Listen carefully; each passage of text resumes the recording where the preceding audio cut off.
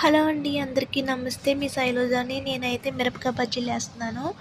వర్షం వస్తుంది కదా, వేడి వేడిగా మిరపకాయ బజ్జీలు తినాలనిపించింది. చాలా టేస్టీగా ఉంటుంది ఇలా చేసుకుంటేని. ఈ వర్షానికి కారం కారంగా తినాలనిపిస్తుంది కదా. నేనైతే సాల్ట్, సోడా, పసుపు, రైస్ పిండి కూడా వేసుకున్నాను ఇందులోని. కళాయి పెట్టుకొని బజ్జీలు గ్లాసులో నేనైతే గ్లాసులోని పిండి వేసేసుకున్నాను. సింపుల్గా అయిపోతుంది, మనకి ఈజీగా కూడా అవుతుంది ఇలా చేసుకుంటేని. అది ఎరాడు గిన్నెలో పెట్టేసుకున్నామంటే బజ్జీలుకి పిండి పట్టదు, సరిగా రావు కూడా బజ్జీలు. ఇలా చేసుకోండి, సూపర్గా హైలైట్గా వస్తాయి బజ్జీలు అయితేని. ఇలాగ నాకు తెలిసిన మట్టుకి నా చిన్న చిట్కా చెప్పాను నేనైతేని. మీకు నచ్చుతుందని అనుకుంటున్నాను ఫ్రెండ్స్.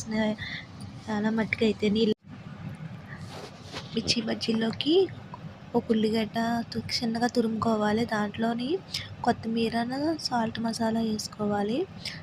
నిమ్మకాయ లేనప్పుడు సాల్ట్ మసాలా వేసుకుంటే ఇలా కట్ చేసుకుని మంచిగా అందులో పెట్టేసుకోవాలండి. వీడియో చూస్తున్నారు కానీ లైక్ చేస్తలేదు ఫ్రెండ్స్. Bye friends.